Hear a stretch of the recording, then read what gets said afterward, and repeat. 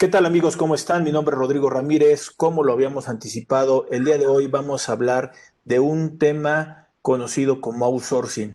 Y esta palabrita que hemos escuchado ya desde hace algunos años y que no es que se haya puesto de moda de algunos 3 o 4 años a la fecha, sino sencillamente es que lo hemos utilizado indiscriminadamente el tema del outsourcing y en la realidad es que poco sabemos lo que es.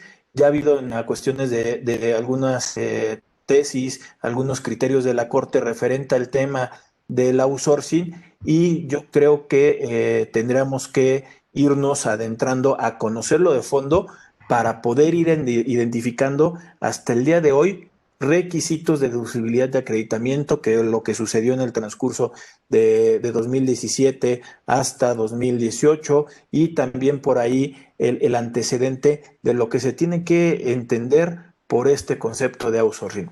Como hemos tratado de hacer, hemos buscado gente amiga, experta que conoce del tema y el día de hoy para hablar de este tema de outsourcing me he acercado con el doctor Jaime Flores Sandoval, que es una eminencia en una cuestión de los doctorados que tiene 3 doctorados en cuestión de derecho, tiene actualmente 2 maestrías, una en Derecho Fiscal, otra en Impuestos, y por ahí anda con los trámites para sacar la maestría de la barra de abogados también.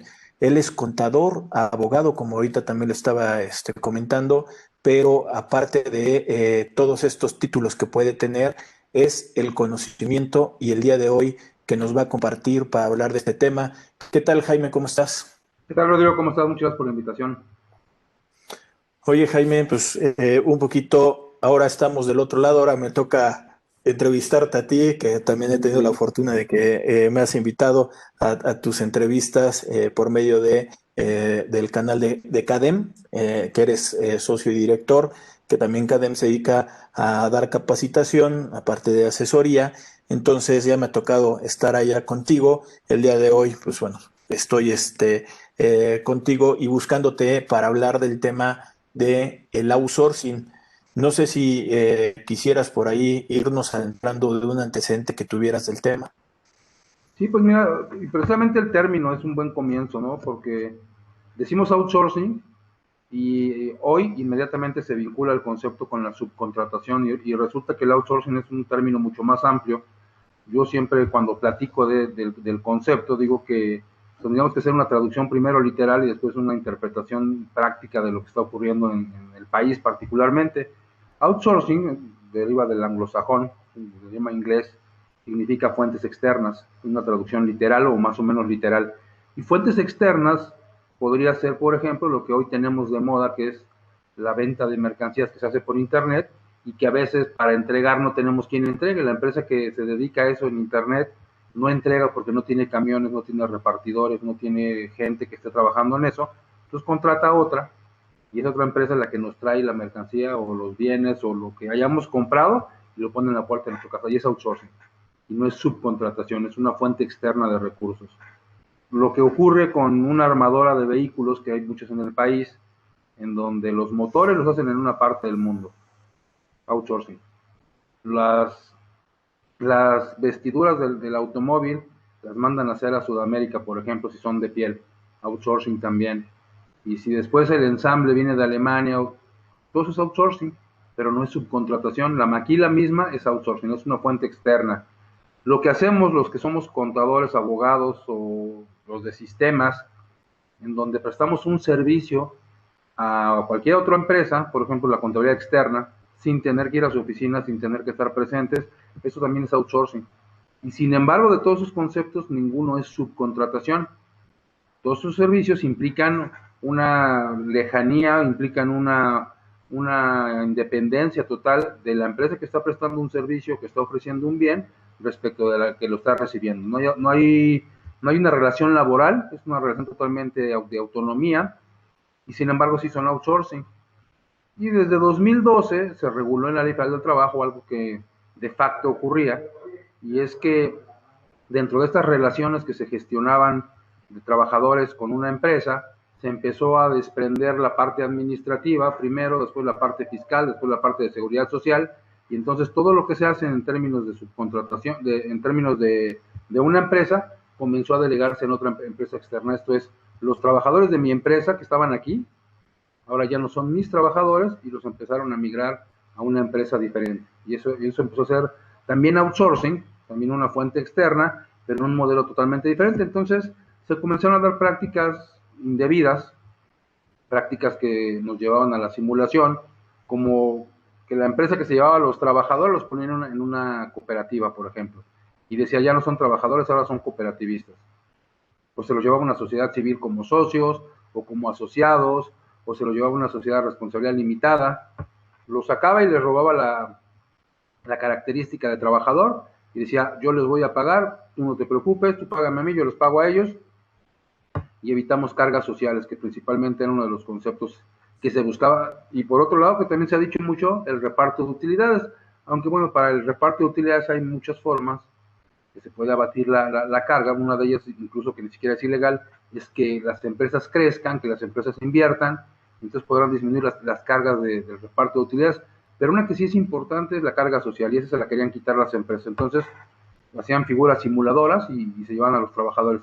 Hasta que en 2012 se incorporó a la Ley Federal del Trabajo 4 artículos a partir del 15A, B, C y D, en donde se estableció un régimen al cual se le llamó trabajo en régimen de subcontratación. Este trabajo en régimen de subcontratación, que es el que conocemos, dice que existe el trabajo en régimen de subcontratación cuando hay un patrón que se llama contratista, el que le diríamos outsourcing, que con sus trabajadores va a ejecutar obras o va a prestar servicios en favor de otro, que se llama contratante, que es el cliente. Entonces, a diferencia de todas las figuras que comenté en principio, esta figura sí reconoce la existencia de una relación laboral. Yo te voy a prestar un servicio con mis trabajadores y yo absorbo toda la carga laboral y además la de seguridad social. Son mis trabajadores de pleno derecho. El tema es que el cliente tendría que limitarse a establecer la obra o el servicio que quieren que le presten y después a supervisar su desarrollo. Pero en la práctica es totalmente diferente, ¿no? Y en la práctica, yo digo que los trabajadores son míos, pero están en tu empresa. Y luego quien les da órdenes es el que está dentro de la empresa, el que es el contratante, el cliente, el beneficiario, y no tendría que hacerlo porque la subordinación tendría que recaer en el contratista.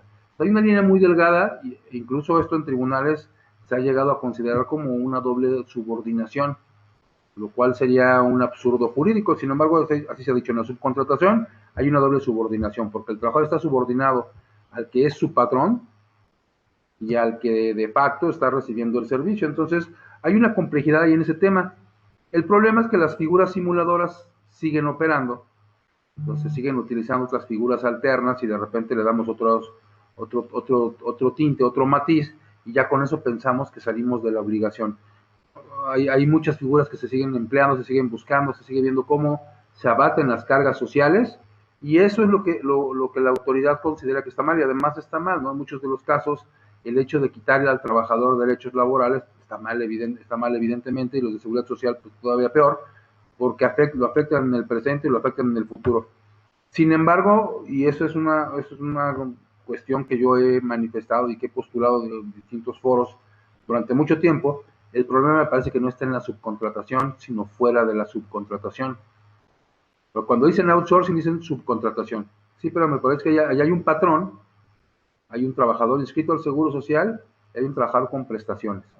Yo creo que a los que tendrían que buscar es a los que siguen haciendo figuras diferentes, a los que siguen utilizando conceptos que rayan en la simulación, y a los que tendría que combatirse. Sin embargo, a esos ni siquiera los conocen. ¿Quién está haciendo estas prácticas? ¿Quién sabe? Pero el que sí sé que está haciendo este tipo de prácticas es el que está constituido, el que tiene un trabajador inscrito en el Seguro Social y le presta un servicio con ese trabajador a otra persona. Entonces, hay un concepto muy amplio, y resumiría esta primera parte con eso. Hay un concepto muy amplio que comprende al outsourcing, distintas formas, distintos modelos, y dentro de esos modelos está la subcontratación. Pero además, dentro de todo ese universo que es el outsourcing, yo creo que el que cumple las mejores características es la subcontratación. Las estadísticas tanto de INEGI como de algunas organizaciones serias que han hecho estudios al respecto, dicen que alrededor de la subcontratación, tampoco hay un número exacto, pero alrededor de la subcontratación podríamos hablar de que existen entre 5 y 7 millones de trabajadores en el sector formal, de los 21 que están en la totalidad en el Seguro Social, de acuerdo a las estadísticas del mismo instituto.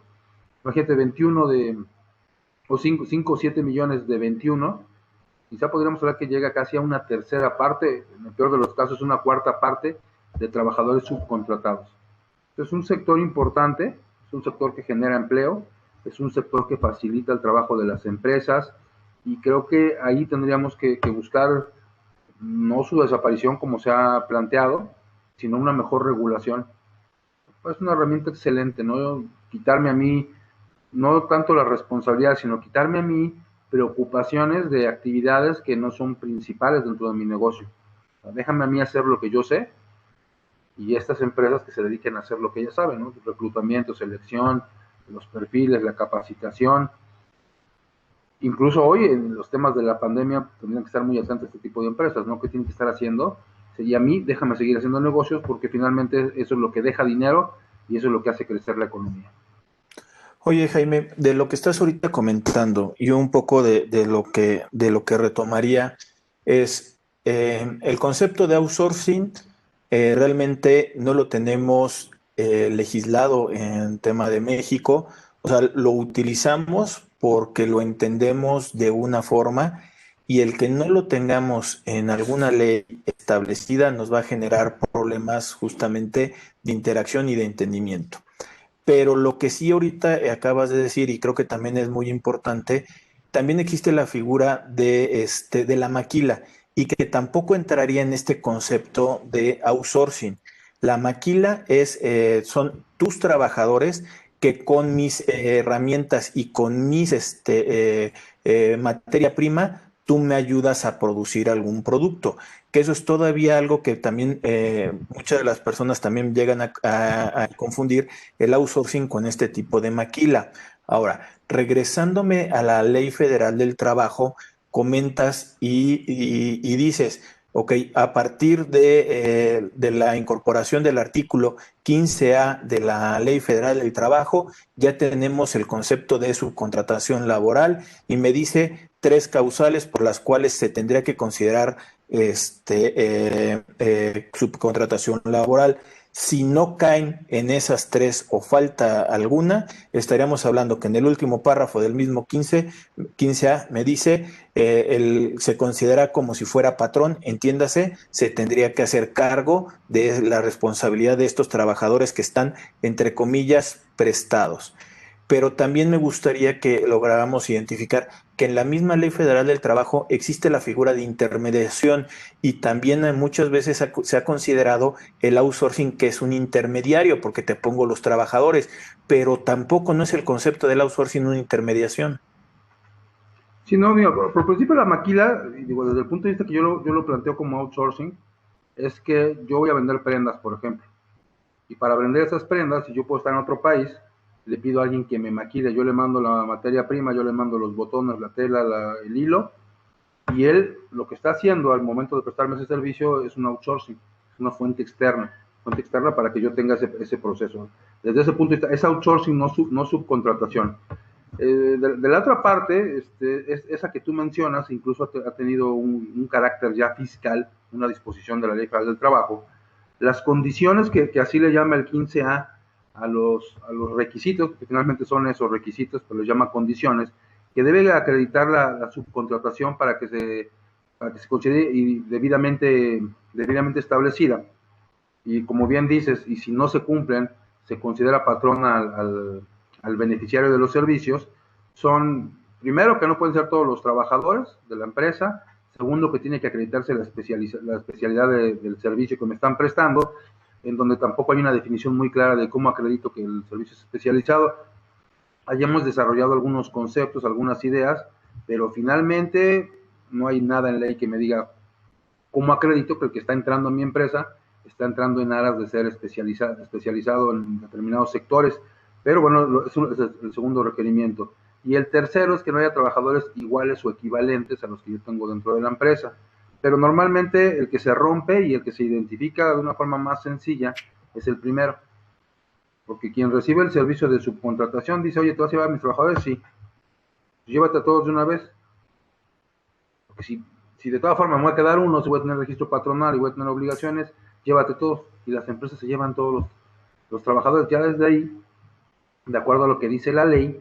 Entonces se asume como patrón al contratante, y ha habido incluso problemas ahí, temas de IVA que han pretendido el SAT y lo ha logrado en algunos de los casos, que la empresa no puede acreditar el IVA que le está pagando a la contratista, que tienen un tema importante, ¿no? Esto ha llegado a tribunales en múltiples ocasiones. Y de la parte que dices de la intermediación, efectivamente el artículo 12 dice que intermediación o el intermediario es una persona que participa en la contratación de otro, de un trabajador para que le preste servicios a otro. Y yo entendería al intermediario en términos de lo que establece la ley del trabajo, como los casos clásicos de las agencias de colocación. ¿Para qué necesitas un contador? Bueno, pues yo me pongo a reclutar contadores, los perfilo, hago la selección y te presento candidatos. Ese es un intermediario. El headhunter que le llaman, ¿no? Ese es un intermediario. Yo participo en la contratación, pero quien es el patrón es otro.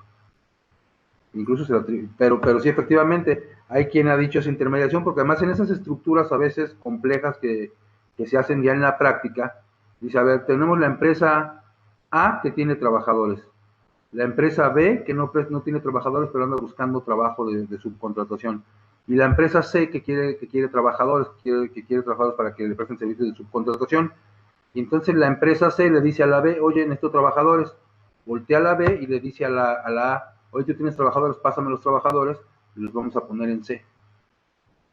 Y en la práctica dicen esos intermediarios, sí, sería un intermediario, me parece que tiene todas las características de una intermediación, estoy entre otras dos partes, pero no es el concepto que maneja la ley.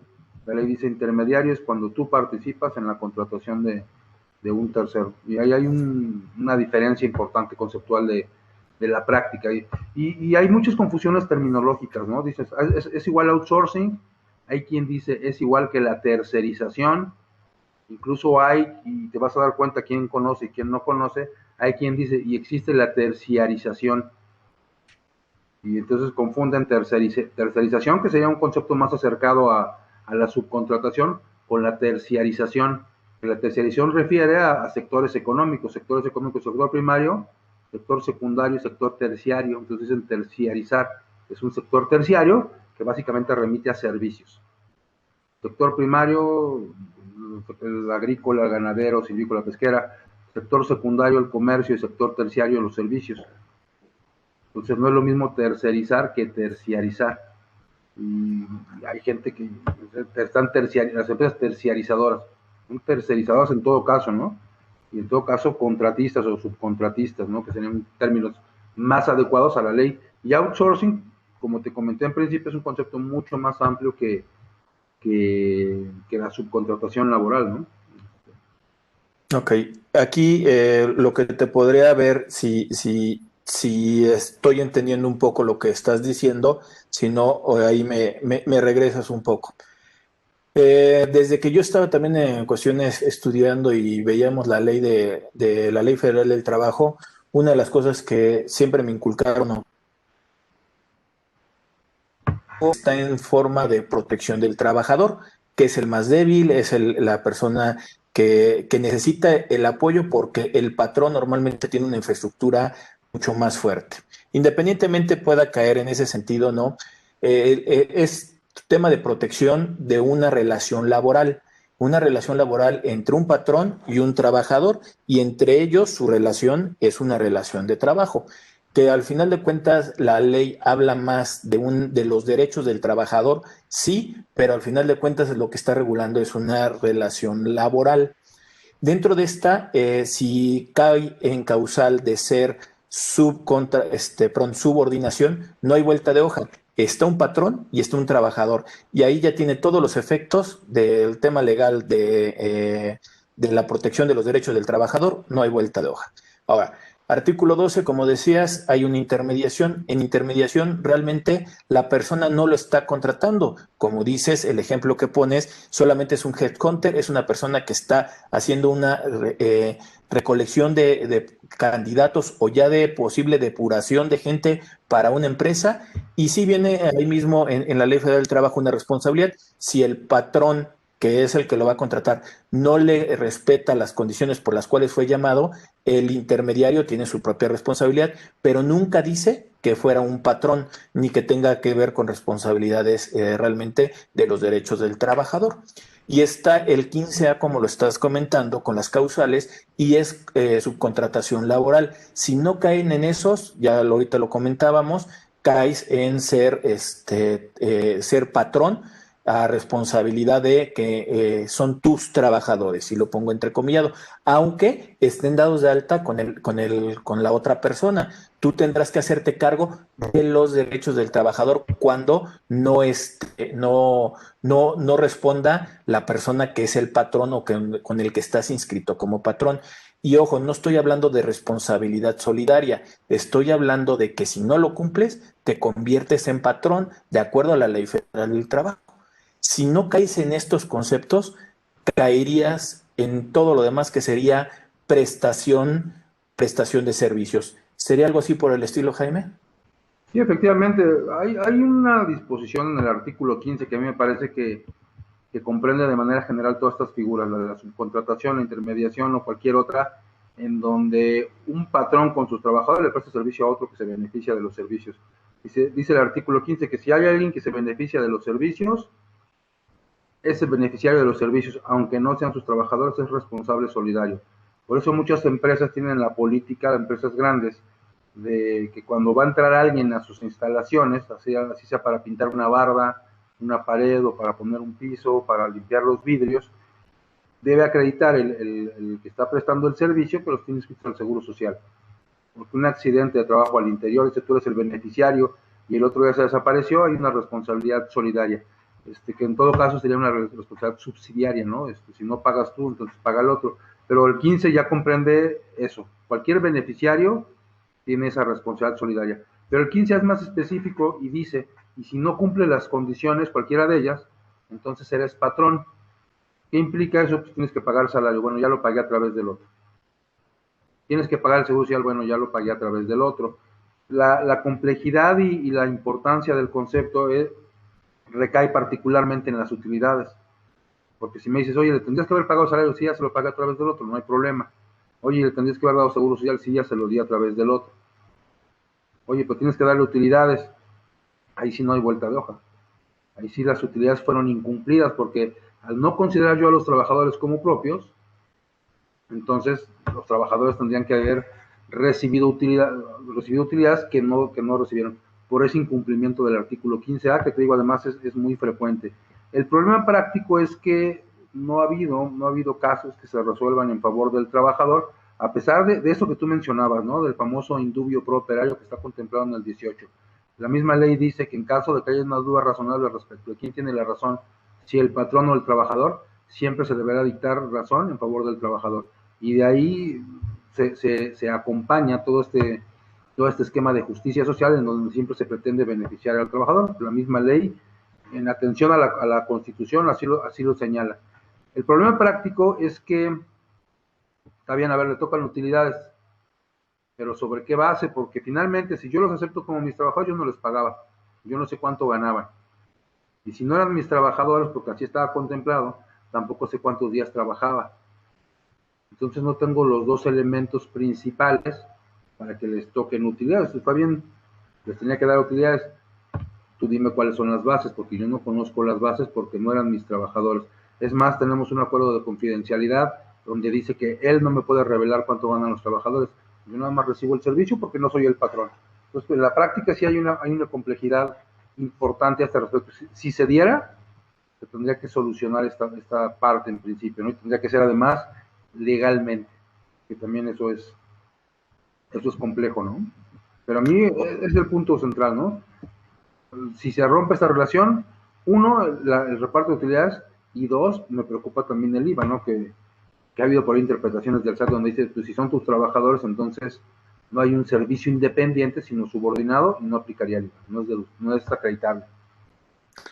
Que eso propiamente, si lo vemos de esta forma, fue por las simulaciones que has estado diciendo, ¿no? O sea, el problema era adecuarse a unas necesidades de la misma industria, de la mismo ente económico, donde se generaron hasta figuras que son conocidas como la insourcing, que es la misma que es el outsourcing, pero nada más que en lugar de ser externa, era parte del grupo y es donde empezaba yo a tener un control sobre los trabajadores por una cuestión primero administrativa, para llevar un control de mejor de las personas. Después se llegó a utilizar hasta para cuidar la cuestión de las primas de grado de riesgo y también nivelar un poco la cuestión de la PTU, que como bien comentas, pues bueno, creo que hay muchas formas de poderlo disminuir en una forma real sin estar en una cuestión de simulación y también sin el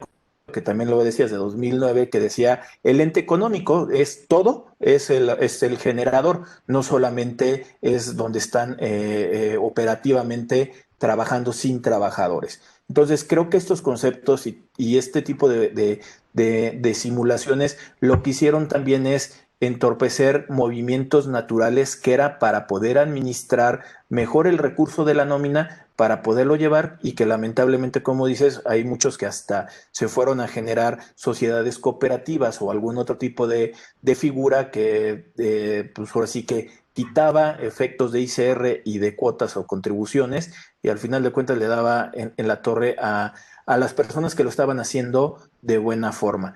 Tanto es así que hace algunos años se incorporaron requisitos de deducibilidad de acreditamiento, ¿no, Jaime? Sí, así es. En 2017, precisamente lo comentabas al principio, se agregó un párrafo al artículo 27 al registro de las deducciones en la fracción quinta, en donde se establecía que la contratista le tenía que entregar al contratante, a manera de acreditar que efectivamente estaba cumpliendo con sus obligaciones, tenía que entregarle el CFDI del trabajador, tenía que entregarle el acuse de recibo de ese comprobante fiscal, las retenciones que se habían efectuado a los trabajadores tendrían que estar enteradas, tenemos que acreditárselo a la contratante y los pagos del seguro social. Y además en un ámbito no muy preciso, ¿no? Oye, ¿qué quieres? Los pagos mensuales, los bimestrales, entendiendo claro que los bimestrales se hacen a las afores, pero no había una claridad amplia al respecto. Y en el artículo quinto de la ley del IVA también se estableció la obligación, primero de entregar los pagos de IVA y después de entregar una declaración, una especie de declaración informativa o una diota al revés para los proveedores, para los clientes, perdón, que nunca se diseñó. Porque en el Inter se inventaron un aplicativo informático y dijeron, ¿sabes qué? No entregues todo esto si quieres, usa este aplicativo informático y ahí vas a relacionar la información que de todas formas tienes que entregar a esta persona. Con las reformas que se habían planteado para 2019, dijeron, ya la idea de desaparecer la subcontratación no es nueva, pero dijeron, ahorita con estas reformas para 2019, pues ya ni siquiera va a haber necesidad de estar controlando la subcontratación porque ya no va a existir. O sea, ya tenían esa idea fija de desaparecer la subcontratación y quitaron los requisitos y desaparecieron el aplicativo informático. Entonces, a partir de 2019, ni requisitos ni el aplicativo informático. Sin embargo, yo creo que en aras de hacer una relación más sana, sí vale la pena que las empresas que están recibiendo servicios de subcontratación sigan requiriendo, ya no por ley, sino contractualmente, que se le entregue toda esa información. Hoy tenemos que vigilar con quién trabajamos, porque si no podríamos tener problemas. Pero bueno, esos requisitos ya no existen por lo pronto.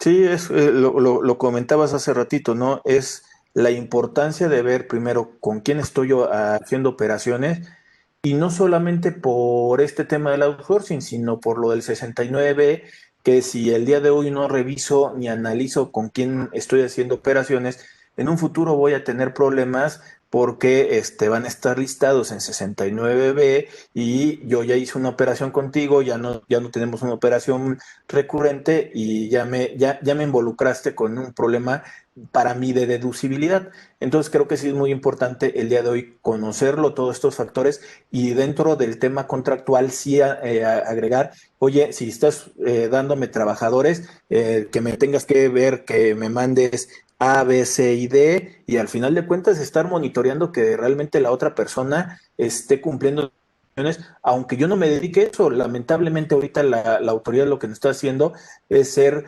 fiscalizadores de nuestros propios clientes y de nuestros propios proveedores, y hasta ser chismosos de si ellos están bien o están mal.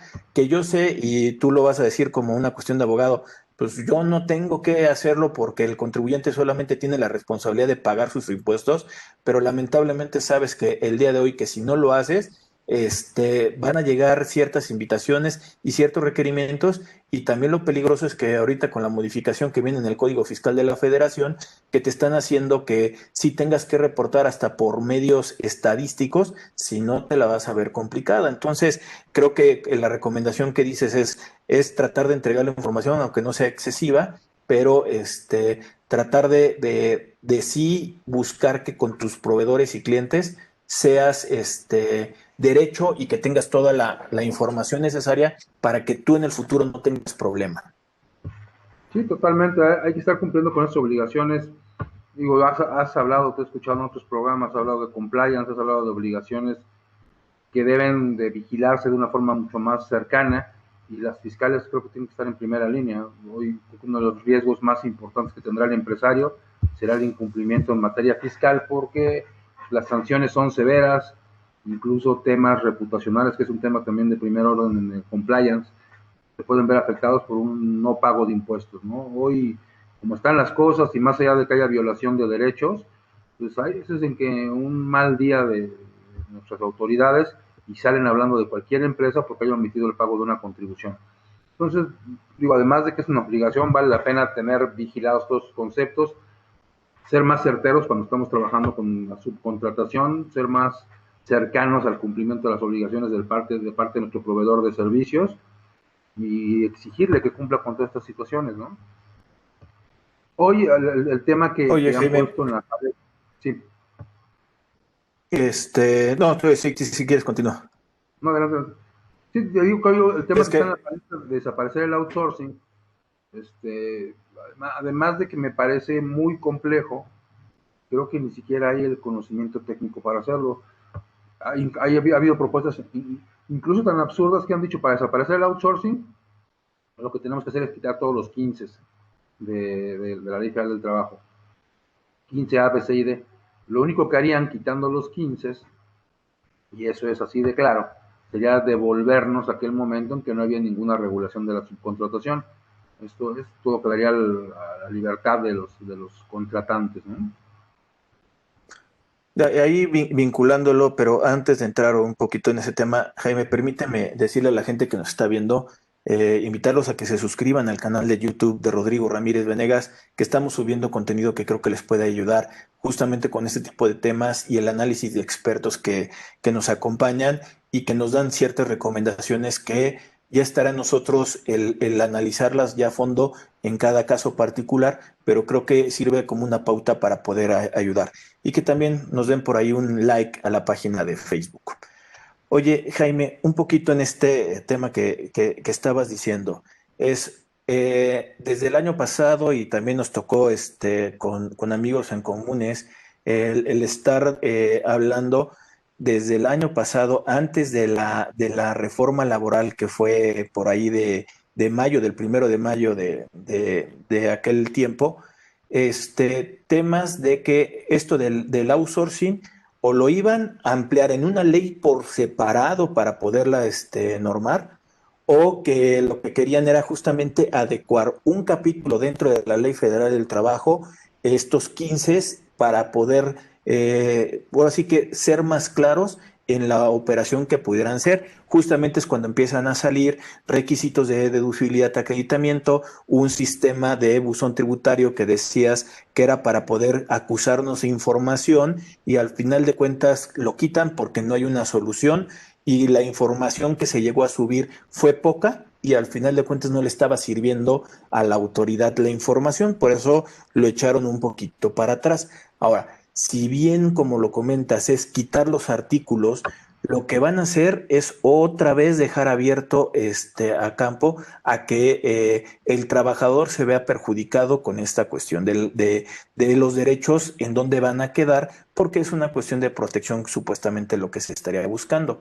Ahora, de acuerdo a lo que dijo el presidente hace unas cuantas semanas referente a que o lo prohibían o lo legislaban.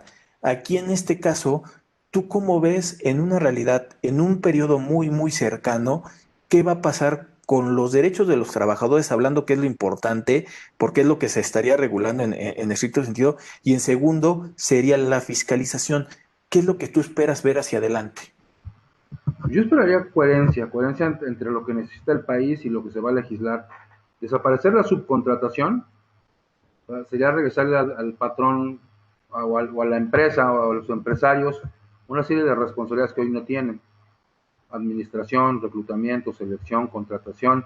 O sea, quien ha encontrado en la subcontratación un aliado, no un cómplice, que efectivamente en muchos de los casos ha habido complicidades que omiten cumplir con obligaciones, pero los que han encontrado aliados en la subcontratación pueden operar mejor, pueden hacerlo de una manera más sencilla. O sea, sería agregarle costos a las actividades de las empresas, y evidentemente eso significaría encarecer los precios de los productos, pero además hacer más compleja la operación de las empresas. Y yo creo que hoy todo tiene que ser mucho más sencillo, porque el tiempo es uno de los recursos uno de los recursos más valiosos de los entes. Entonces, ¿qué tendrían que hacer? Tendrían que regular. Hay ejemplos, porque además hemos estado estudiando el tema desde el punto de vista del derecho comparado. Y hay ejemplos en Brasil, por ejemplo, en Ecuador también, de cierta forma en Uruguay, pero particularmente a mí me llama mucho la atención el caso de Brasil. Se decidió eliminar en algún momento la subcontratación, los temas los mismos: la precarización de los salarios, el desconocimiento de derechos laborales, etcétera, etcétera, y decidieron desaparecer la subcontratación. Y combinado con otras cosas, digo, por ahí fue muy sonado y muy visto el caso de los problemas económicos de Brasil apenas poco tiempo antes de que fuera el mundial ahí en su país, y que salió la gente a las calles. Bueno, no había empleo. Lo que terminó ocurriendo en Brasil, digo nada más para ponerlo como un ejemplo, porque no necesariamente lo que vaya a ocurrir aquí, pero lo que ocurrió en Brasil fue que al final tuvieron que regresar la subcontratación prácticamente sin límites y sin regulación. Genera empleos como sea, pero genera empleos. Ayúdanos, porque no tenían empleos. Y entró pues de la forma más libre que nos podíamos imaginar. Y bueno, pues los abusos son mucho mayores. ¿Qué tendríamos que hacer? Bueno, hay un par de propuestas en donde se dice: pues yo, por principio de cuentas, tendríamos que saber quiénes son las empresas serias que están prestando el servicio, que haya un padrón. Luego, que haya un comité interinstitucional en donde participarían el SAT, el Infonavit, el IMSS, la Secretaría del Trabajo, y entre todos establecer cuáles son los parámetros de información que requieren para controlar a las empresas que están registrados.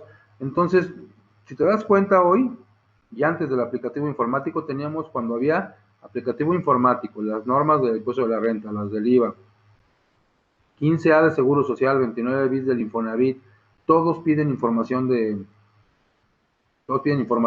la subcontratación. A todos les llega aislada y no pueden operar en conjunto. Entonces, el hecho de que haya un comité interinstitucional que diga: es que necesitamos esto y esto y esto y esto, yo creo que podría generar mejor información, y esa información sería realmente útil para fiscalizar y para controlar a las empresas que se dedican a la subcontratación. Y tener el aviso, ¿no? El aviso es muy sencillo: quien no está en el padrón no puede ofrecer el servicio. Tan sencillo como eso. Y quien lo contrate, pues tendrá problemas más allá de los laborales, los fiscales y los de seguridad social. Yo creo que esa podría ser una forma de hacerlo, ¿no? Y ahí están las iniciativas además. Sí, y de hecho ya por ahí ya nos tocó también participar hace justamente algunos años en analizar y verlas. Y yo concuerdo contigo, o sea, el día de hoy ya dimos un paso en la cuestión de la fiscalización, nos guste o no, ya es agresiva, pero creo que sí nos habíamos pasado mucho en cuanto a ciertas simulaciones que afectaban en muchos sentidos. Ahora el problema es la administración, cómo se va a administrar esos recursos, que también ya son otras áreas que al final de cuentas pues ya no podemos tampoco meternos. Pero, o sea, sí está muy complicado los panoramas que pudiéramos tener y más con la referencia que estás diciendo, ¿no? El que tú quieras quitar para poder tratar de nivelar derechos de los trabajadores y al final de cuentas se te tenga que ir hacia atrás en cuanto, por ejemplo, el caso de Brasil, pues lo que estarías dando como gobierno, pues son todavía mayores elementos para que se sigan haciendo este tipo de simulaciones, independientemente de corrupción que se pudiera generar hacia adelante. Otra de los puntos, Jaime, para que pudiéramos ir concluyendo, se agrega la cuestión de los requisitos de retención para el concepto de outsourcing, así se estuvo manejando, para efectos del IVA, de una retención que empezaba a correr a partir de este año. Un ejemplo que pudiéramos ver para poder aclarar cuáles son los que sí entrarían y cuáles son los que no. Sí, que el IVA propiamente es para los servicios en general. Al principio, incluso en la reforma para 2019 se habló de una retención del 10% de IVA, de una retención de impuesto de la renta también para la subcontratación. Al final en ese año no pasó nada, para este año sí hay una reforma en donde se hace una retención por servicios. Cuando tú pongas a disposición a trabajadores, a tus trabajadores para que le presten servicio a otra persona, había que realizar una retención del 6%, que finalmente es lo que está en ley, en una modalidad totalmente atípica, porque si tú recuerdas, siempre que en el 1 hablamos de retención de IVA, me dice, reténle todo el IVA, pero después en reglamento me dice, no, espérame, no le retengas todo, nada más reténle 2/3 partes, por ejemplo, para honorarios o para arrendamiento, reténle, o para comisionistas incluso, o reténle el 4% para los transportistas, pero aquí desde ley dijo, a esto es el 6%. Y hubo una discusión muy amplia, porque además había un planteamiento técnico cierto, real, en donde se dijo, oye, sí reténle el 6%, porque finalmente la empresa de subcontratación tiene un alto contenido de sus costos y de sus gastos en el personal. Y eso no lo va a generar IVA, entonces ¿para qué quiere tanto IVA? Al final del día tú le das el IVA, lo va a tener que terminar pagando. Entonces reténle, y al final quedó esa retención en el 6%. Es el monto que se aplica, ¿no? Y me parece que es sano. Más quizás si hubiera sido, hubiera atentado contra los flujos de estas empresas. Sí, es lo que también se estuvo peleando mucho y que fue una propuesta que tenía la Prodecom hace 2 años, referente a hacer una retención, creo que agresiva para los prestadores de servicio y que iba a terminar convirtiéndose en saldos a favor que cada vez son más difíciles que se pudieran recuperar. No sabría si es buena la del 6%, la del 4%, la del 10%, porque dependerá mucho las operaciones que pudiera estar generando diferentes sectores y cada uno tiene su diferente impacto dependiendo de sus respectivos costos, que hay algunos que de plano pues sí les estaba afectando mucho. Jaime, algo que quisiera externarte, muchas gracias por acompañarnos el día de hoy. Creo que los comentarios que nos has dicho, creo que nos ayudan a poder entender de fondo qué es el outsourcing y que pongamos antenas. Yo sé que el día de hoy es muy difícil el que cada quien quisiera tener un concepto de outsourcing que no fuera simulado porque ya está muy quemado el término, pero en una realidad es que si te sigue operando o te sigue sirviendo, pues tú tendrás que ver la forma de seguirlo operando porque pues, está una cuestión de operación y que te está ayudando y que como dices también, pues es una generación de empleo. No sé, algo que quisieras concluir, Jaime. Es que yo creo que vienen tiempos difíciles. A los efectos reales de la pandemia y de todo este cierre parcial de actividades que tuvimos casi todo el año prácticamente, se va a ver en el próximo ejercicio. O sea, hoy estamos aprendiendo a sobrevivir con esto, pero este alentamiento que tuvo la economía se va a ver reflejado en 2021 de una forma importante y en los años siguientes. Se perdieron muchos empleos que hay que recuperar, y yo creo que más que estar buscando culpables una realidad, hay que buscarlos, hay que encontrarlos, hay que sancionarlos. Yo creo que tenemos que estar buscando aliados que de forma correcta nos ayuden a generar empleos. O sea, no estar buscando quién la hizo. Hay que buscar a eso, sí, seguramente, pero hay que buscar aliados para generar empleos y yo creo que la mejor opción es hacerlo con gente que ya conoce el concepto, con gente que lo ha hecho bien durante años, con gente que está ya desarrollado y que ha desarrollado procesos sumamente ágiles y verdaderamente de apoyo a las empresas. Hay que identificar a quién es quién, ¿no? Y creo que sí hay que hacer una reforma que regule, pero no una reforma que termine, porque además de que no es posible, yo lo veo de esta forma, los contadores que yo tengo en el despacho y que a veces tienen que ir a una empresa, pues parecerían subcontratación, son servicios. Y finalmente, aunque fuera subcontratación, ¿qué va a pasar con esa gente? Son mis trabajadores. Incluso la otra empresa no puede decir, bueno, pues yo absorbo a tus trabajadores. O sea, materialmente sería ilógico, ¿no? Entonces, hay que pensar, yo creo que hay que meditar. Si hay que hacer una reforma, hay que hacerla de una forma muy consciente de cuáles son nuestras necesidades. De nueva cuenta, Jaime, muchas gracias por tu aportación del día de hoy. La gente que nos está viendo, los invitamos a que nos pongan los comentarios, que nos sugieran temas y nosotros vamos a traer gente especialista y experta, como el día de hoy nos acompañó el doctor Jaime Flores Sandoval. De nueva cuenta, muchas gracias, Jaime. Muchas gracias, Rodrigo, por la invitación. Muchas gracias a toda la gente. Y también lo decía que también pues, puedan ver en tus pláticas de CADEM, ¿no? Infocadem Online, estamos en Infocadem Online todos los días a las 9 de la noche. De lunes a viernes, ¿no? Está para que también complementen con los temas que también ellos están subiendo en CADEM y vean la cuestión de la interacción con los contenidos y los temas que justamente es para podernos apoyar en esto que se está generando como una comunidad de intercambio de información. Jaime, de nueva cuenta, muchas gracias. Gracias, Rodrigo. Gracias, Rodrigo. Estamos en contacto. Claro. Saludos. Saludos. Bye.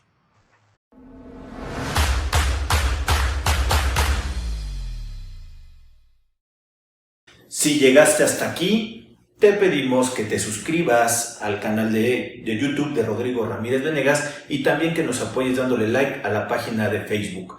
Te recordamos que si tú quieres saber más de 10 datos rápidos que te pueden llegar a servir en tu día a día, aquí, apriétale aquí lo estamos poniendo. Y también te sugerimos que le puedas dar like a esta lista, que lo que te va a ayudar es a darte contenido de las entrevistas que estamos realizando a través del canal. Suscríbete.